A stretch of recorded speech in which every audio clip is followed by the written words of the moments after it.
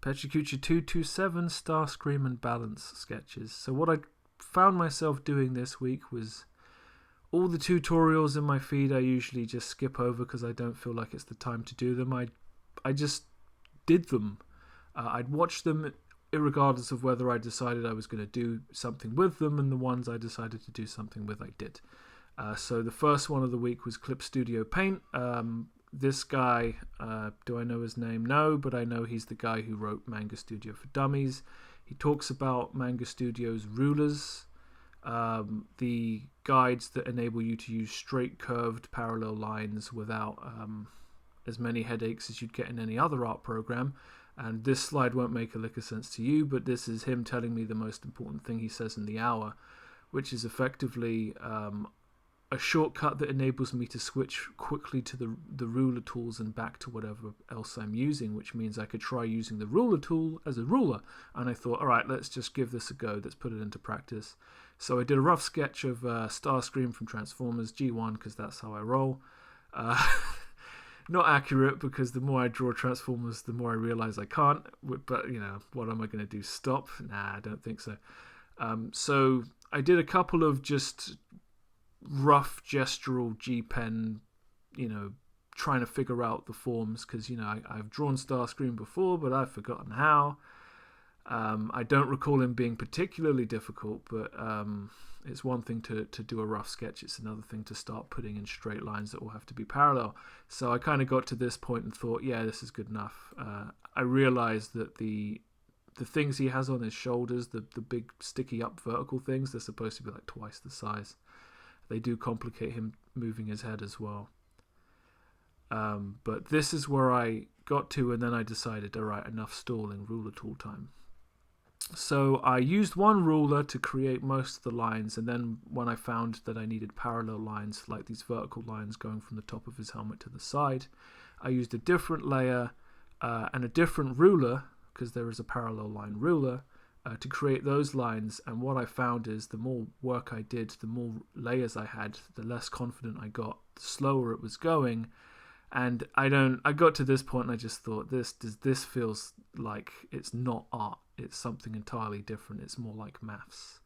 It's not craftsmanship, it's draftsmanship or something. It's undesirable. So I thought I'd detox by just doing some more random sketches freehand, because really one of the underlying problems was I'm not confident with Starscream's, let's say, helmet. The stuff above his eyes, the stuff on the sides, because even though I'm using G1 Starscream reference images, they're all different. And while none of the specific details actually matter, my lack of consistency with them is undermining what I'm trying to do. But it's been a long time since I used vectors so aggressively. I forgot it really is not an enjoyable experience. Another tutorial I watched was from David Finch. Why are my figures so stiff? I thought I'd let him answer the question. He goes through a few things in here. The first one is the idea of body weight and how you balance it. So he talks about he puts a line of balance through the bodies, and I don't really understand why it goes where it goes. Another thing he mentions is the idea of gravity working on the body, creating dynamism.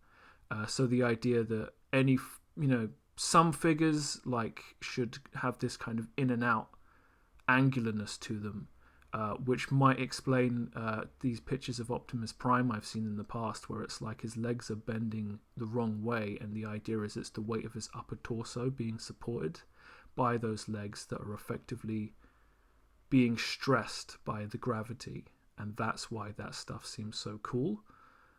So I thought I'd try and apply that.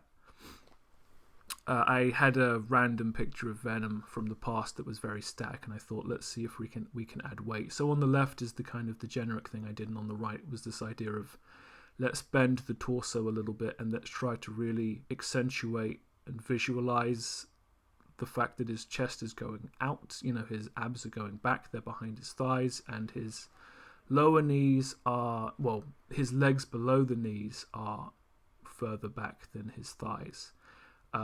Rough sketches. I do feel like it was somewhat successful. I feel like the Venom on the right is a bit more believable in his positioning and the idea that he is in three-dimensional space and has actual weight.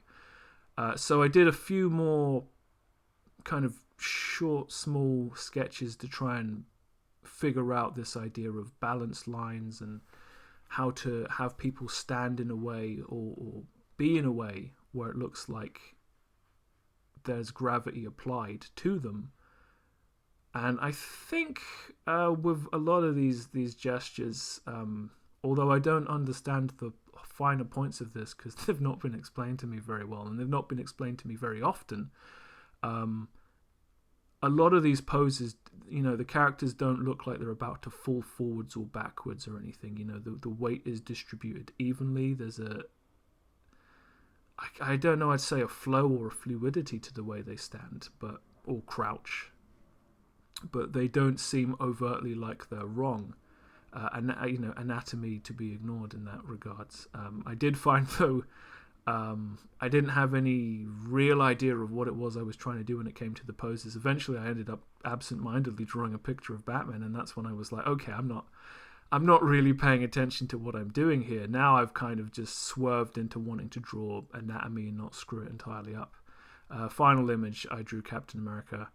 I don't think it was supposed to be Captain America at first, with him kind of walking towards the camera, because I don't normally do full figure poses, so I'm terrible at legs, and trying to keep them in proportion, keep the balance. This is all very much learning with a capital L for me. I don't know what I got out of this, but I know it wasn't a wasted experience, so we'll see if we do any more of this in the near future. But that brings us to the end of Pecha Kucha 227, and I'll see you next time.